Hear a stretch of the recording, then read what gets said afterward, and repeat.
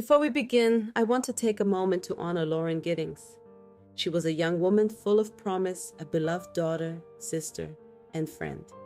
Her life, filled with ambition and love, was tragically stolen. Today, we'll share her story, a story that demands to be told, not just to remember who she was, but to honor the impact she left on everyone who knew her.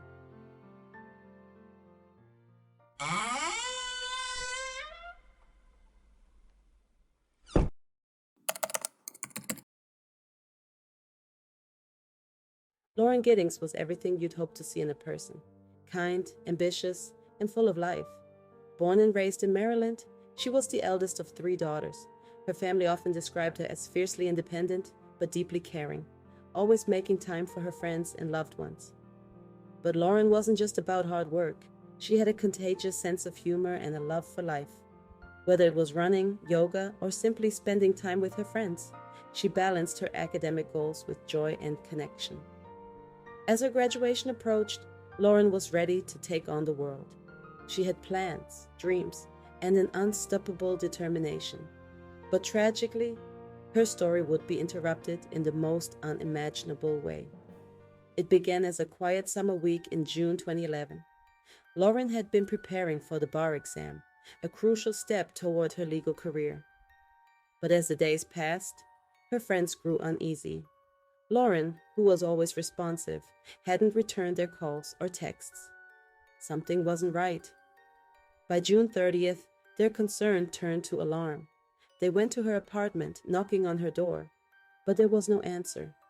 Finally, they entered. Everything seemed normal. Her wallet, phone, and keys were still there. But Lauren was gone. As the hours stretched into days, a search effort began. Flyers were posted.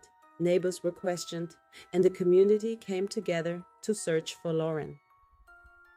But the hope of finding her safe would soon be replaced by heartbreak.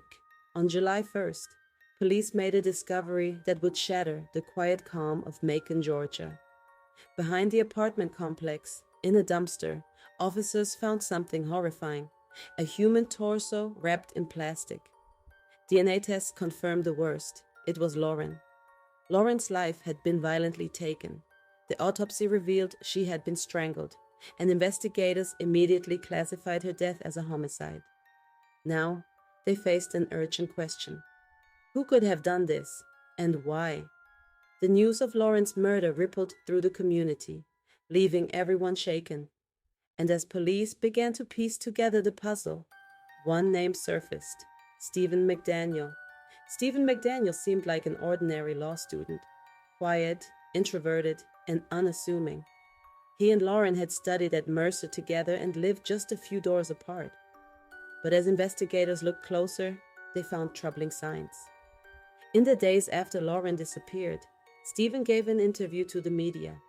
At first, he spoke hesitantly about her, but when the discovery of her body was mentioned, his demeanor shifted. He froze, struggling to respond. The interview provides a glimpse inside the mind of a killer as he builds his story and his alibi. Take a look. Person that was living there? Yeah, Lauren was my neighbor.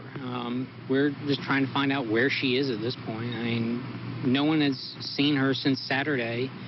I mean, the last time anyone heard from her was an email that she sent out, and no one's heard from her since. Did you see her hang out with anyone at the time, anything like that?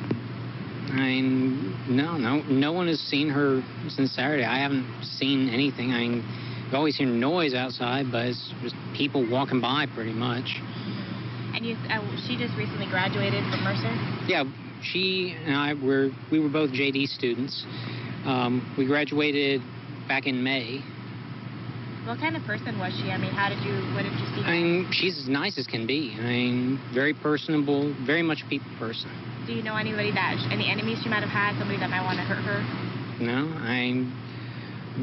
we don't know where she is. I mean, the only thing we can think is that maybe she went out running and someone snatched her. Because we went over. One of her friends had a key. We went inside and tried to see if there was anything amiss, but I mean, she had a door jamb that was sitting right by it, so there was no sign that anyone broke in. I mean, the door was locked when everyone got here.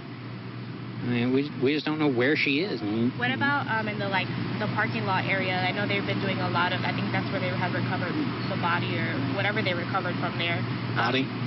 Had you seen anything there? Had you seen anything there?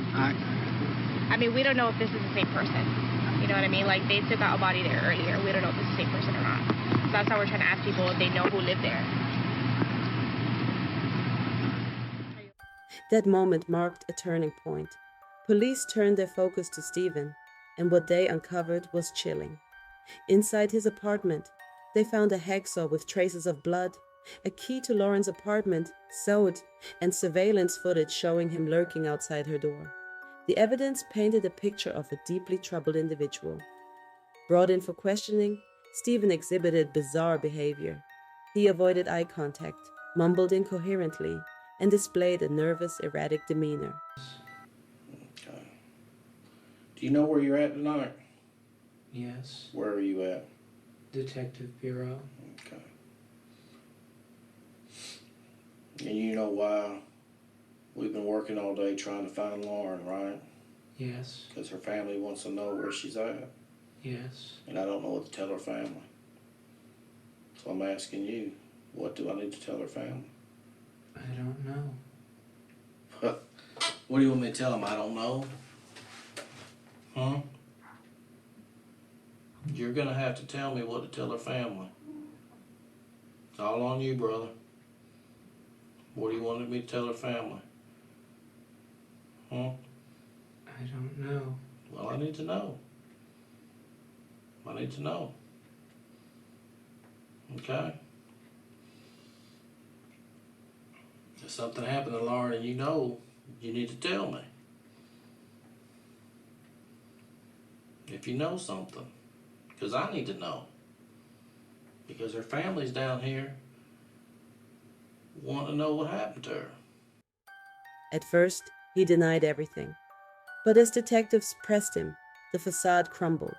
Stephen confessed to entering Lauren's apartment, strangling her, and dismembering her body. It was a confession that stunned even the most seasoned investigators. Lauren Giddings was more than a victim.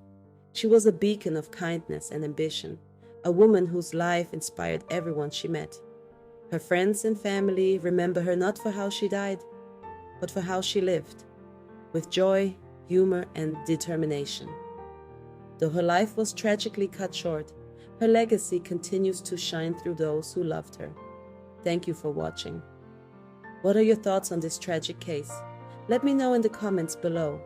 Don't forget to like, subscribe, and join us as we continue to uncover the stories that demand to be told. Until next time, take care of one another.